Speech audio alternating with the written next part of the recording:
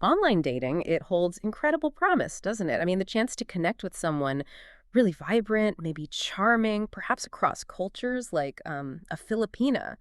They're often known for their warmth, right? And those deep family It's values. definitely exciting. Truly exciting. But, and this is a really crucial but, amidst all that rush of potential romance, it's getting easier to overlook a darker side. Yeah, unfortunately. Scammers are, well, they're getting incredibly sophisticated. They weave these intricate webs, to ensnare hopeful hearts. Mhm. And it leads to, well, both emotional devastation and crushing financial loss. Heartbreaking stuff. So today we're taking a deep dive into that world. Our mission really is to uncover the top online dating scams you need to watch out for, especially if you're interested in connecting with someone from the Philippines. Mm-hmm. We'll break down exactly how these schemes work, share some truly tough, real stories, and hopefully arm you with actionable tips. Protect your heart, protect your wallet. Consider this your essential guide to navigating this complex landscape, keeping your search for love safe. It's a hugely important topic, especially because, as our sources show, the Philippines has really emerged as, a significant global hub for online dating. Really? A hub? Oh, yeah. Platforms like Filipina Cupid, Tinder, even just, social media, they are absolutely teeming with potential connections. Actually, a 2024 report estimated that something like 30% of Filipinos have already tried online dating. 30%. Wow, that's staggering. What do you think is driving that huge growth over there? Well, you've got a couple of big things. A very young, really tech-savvy population, for one, and also a massive global diaspora, Filipinos looking to connect, both inside the country and, internationally. Okay, that makes sense. But here's the twist, the irony almost. That very popularity. It makes the region an attractive target for scammers. Ah, They often prey on foreigners, yeah. Frequently Western men yeah. who are drawn to that perceived charm and, often the traditional values associated with Filipinas. And the scale of it. Yeah. The numbers are just alarming. I saw a 2025 article, I think it was Rappler, saying romance scams cost victims worldwide something like $1.3 billion a year. Brilliant. With a B, it's huge. And the Philippines gets mentioned a lot in these reports, partly because of high internet use, but also, unfortunately, those economic disparities that can create, well, vulnerabilities. And it's really crucial to understand, while these conditions make it kind of prevalent there, these types of scams, they aren't unique to dating Filipinas. No, of course not. But the specific cultural factor, the economic ones, they do contribute to how common they are there. Absolutely. And we have to stress this. The vast majority of Filipinos online are absolutely genuine. They're looking for real, sincere connections. Probably. But the scammers, oh, they ruthlessly exploit stereotypes, don't they? That ideal partner image just to deceive people. Exactly. There was this Reddit thread from 2023 on international dating, and it put it so starkly. It said something like, "Scammers thrive where hope and distance collide." Wow. Hope and distance collide. That really captures it. It does. When you're looking for that connection across continents, there's this idealization that can happen. You might drop your guard because verifying identity is just harder. Yeah, that distance makes it tough. And it's that yearning, that hope that scammers just ruthlessly exploit. So understanding this whole picture, this landscape, that's really your first step. Awareness is key. And if we connect that, like you said, to the bigger picture, it really highlights how these emotional vulnerabilities get expertly played on, especially with long-distance stuff where checking someone out is just difficult. Incredibly difficult. That Forbes article you mentioned from 2025, it made such a key point about cultural distance. Yeah. It's often that very gap, that cultural difference, that makes victims hesitant. They don't want to question what they desperately want to believe is love. Mm-hmm. You want to trust. Exactly. Yeah. So for you, the listener who might be genuinely looking for a connection, all this really boils down to one thing. You Yeah. need to know the specific playbooks these scammers are running. Precisely. And when we talk about those playbooks, Mm-hmm. the first one, and often, honestly, the most devastating one we need to unpack, financial scams. Yeah. This pattern is depressingly familiar, isn't it?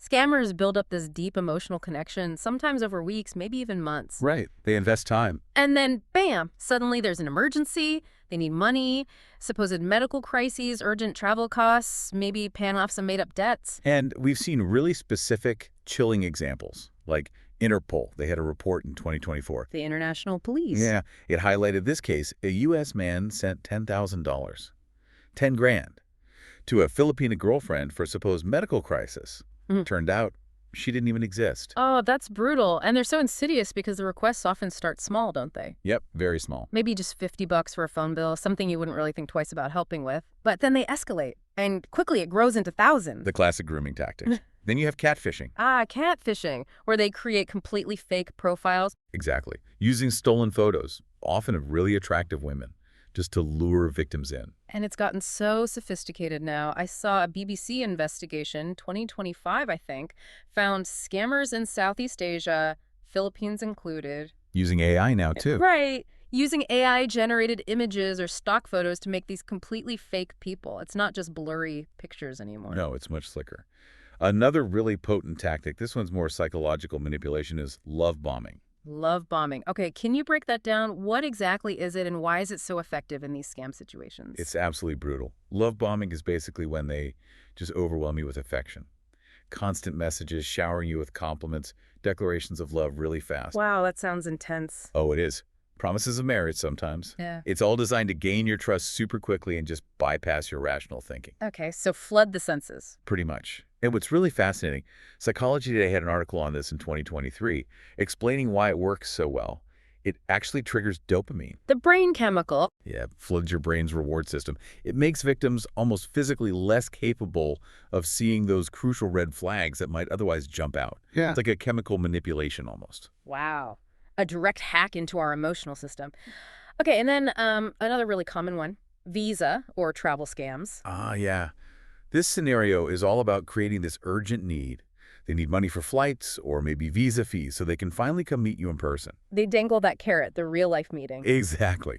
Creates this urgent desire, feels so close. We even saw a stark example on Twitter in 2024, a post about a guy who sent $2,000 for his Filipina fiance's ticket. Let me guess. Yep. She vanished the moment she got the money. Classic, devastating move. Ugh. So how do these scammers actually operate? Like, on a deeper level? You said they're masters of manipulation. They truly are.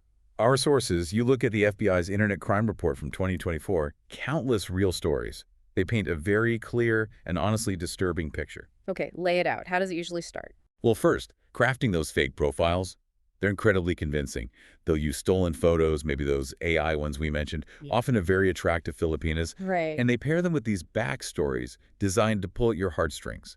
You know, maybe a single mom needing help or a student dreaming of a better life. Stories that just feel so genuine. There's that Reddit thread, right, from 2023, described a victim who fell for a profile with really professional-looking photos. Yeah, and they were later traced back to a modeling site. It's incredibly deceptive how sophisticated these operations can be now. Okay, so they've got the profile. Then comes the love bombing we talked about. Absolutely central. Building that trust fast. They'll send daily messages, use pet names like Babe, share emotional stories, often completely fabricated about their lives. Makes it feel like an incredibly intense connection, super fast. Exactly. There was a case study, Philippine Daily Inquirer, 2025. A scammer posed as a nurse, even shared fake hospital photos. No. Yeah, to build rapport. Made the victim feel like they were connecting with this genuinely caring person, reinforcing that idea of a shared future. Okay, so the trust is built, then comes the ask. That's when the money requests start.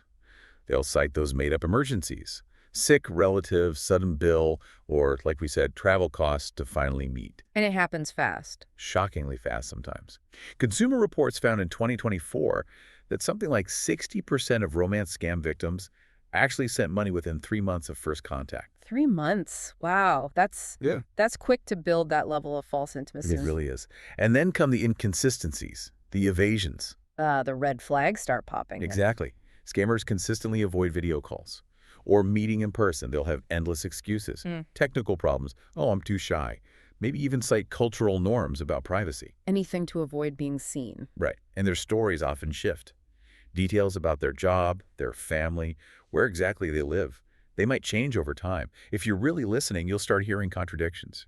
Yeah, I remember seeing a post on X back in 2023 warning about a scammer who said they lived in Manila, but then gave conflicting details when asked specific questions. Classic slip-up. So what does this all mean for you, the listener? What are the key red flags boiled down? Okay, number 1, rapid declarations of love. Way too fast. Number 2, reluctance to share verifiable info. And number 3, urgent money requests, especially early on. Those are the big three. Absolutely. And this raises an important question. How consistent are they really? CNET had a guide in 2025 stressing you should check for any inconsistencies, Like what? like mismatched accents on calls if you ever manage to get one, or just improbable, fantastical stories that don't quite add up. Your gut feeling. That's your first line of defense. Trust your gut. Okay, and these aren't just like theoretical warnings, are they? The real stories. They really drive home the devastation. Oh, absolutely. Take John's story. From a 2023 Reddit forum, an Canadian guy lost $15,000 to a Filipina he met on Filipino Cupid. What was her story? Claimed her mother needed urgent surgery, even sent him fake hospital bills. Wow. After months of building this relationship, John found out her profile photos were actually stolen from a Cebu-based influencer. Oh, man. That betrayal, discovering the photos were stolen. It's not just the money, is it? It's that crushing emotional toll. The trust is just shattered. Embarrassment, too. Huge embarrassment, exactly. The trust, the hope, all gone. And John's story, sadly, it's not unique. No. I remember that GMA News piece, major network in the Philippines, from 2024. Right, the British retiree. Yeah. Sent $8,000 to his fiancée for a UK visa. She just vanished after getting the cash. Later turned out she was part of a bigger Manila-based scam ring. These heartbreaking tales, they're echoed everywhere online. There was an X thread in 2025, got over 5,000 likes, just people sharing similar stories. Financial ruin, emotional ruin, it's widespread. And then there was that U.S. woman's ordeal. ABC News reported it in 2023. Lost $20,000. 20 grand. To a scammer posing as a Filipino doctor. He used intense love bombing, sent her daily poems, then claimed he needed money to escape a dangerous job. So manipulative. The whole thing only unraveled when she finally hired a private investigator, revealed a completely fake identity. These personal accounts are just powerful reminders. You have to be vigilant. So the big question then, how do you protect yourself? Our sources, like that Norton cybersecurity guide from 2025, Community Insights too, they offer practical, proactive steps you can actually take. Okay, let's get practical. What's step one? Verify identities. This is absolutely paramount. Insist on video calls. Confirm your match's identity visually. See the person you're talking to. Exactly. And use reverse image search tools. Google Images. Tainai was specifically recommended on Reddit in 2024. Check if their profile photos have been stolen or used somewhere else online. Simple but effective first check. Okay, what else? The golden rule: simple, cannot be overstated, never send money, especially not for supposed emergencies or travel costs. The FBI put out an advisory in 2023 explicitly warning legitimate partners rarely, if ever, ask for cash, especially early on. Okay, solid advice. What about those inconsistencies we mentioned? Check for them constantly. Be vigilant. Look for contradictions in their stories, changing family details, shifting locations. Consumer Reports had a tip in 2025. Ask specific, verifiable questions about their hometown. Like what? Like naming landmarks in Manila or asking about local customs. Things a real person from there would know. Test their authenticity. Good idea. And trust your instincts, right? Crucially, if something just feels off, maybe it's excessive affection way too soon or evasive answers to simple questions, pause, investigate. That Psychology Today article noted, gut feelings often signal when something's amiss. Don't ignore it. Okay. Use reputable platforms too, I assume. Definitely. Stick to trusted dating sites that actually have verification processes. Filipino Cupid, OkCupid, places like that. And report suspicious profiles immediately. Use those report buttons. Don't hesitate to report. Good point. What about background checks? Research their background where you can. Check social media, maybe public records if possible. Just look for consistency. Someone on X suggested asking for verifiable details, like a workplace name, that you can then try to cross-check. Do a little digging. A little digging, yeah. And finally, seek community advice. Join online forums like Reddit's Raw Online Dating. Learn from other people's experiences. There was a thread just this year sharing tips from Filipina daters on spotting scams. Invaluable resource. Getting advice from people on the ground, essentially. Yes, Psych.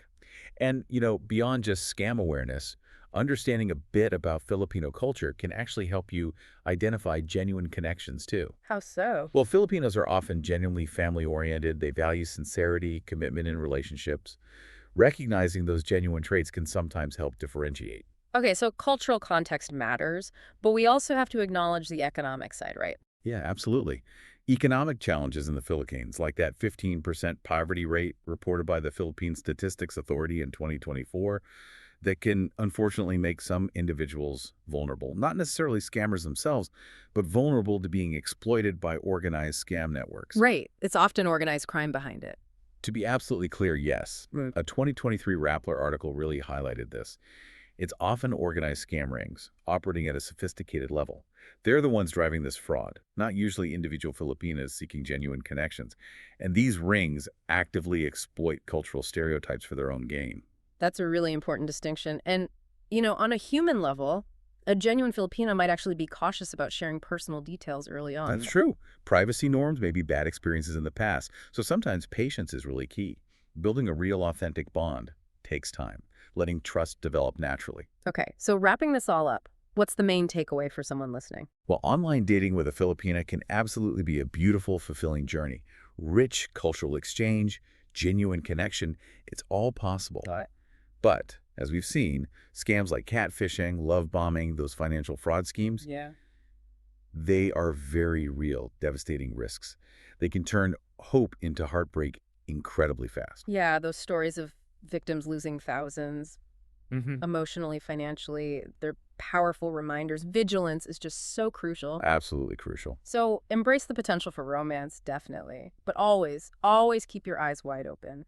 Verify identities, question any money requests with extreme skepticism. Skepticism. And most importantly, trust those gut instincts. Which leads me to a final thought, maybe something for you to mull over. Yeah. In an age where genuine connection can sometimes feel scarce, and technology opens up both these incredible possibilities and also new dangers. How do we balance that desire, that deep desire for true intimacy, with the necessary skepticism we need to protect ourselves from those who would ruthlessly exploit our hope?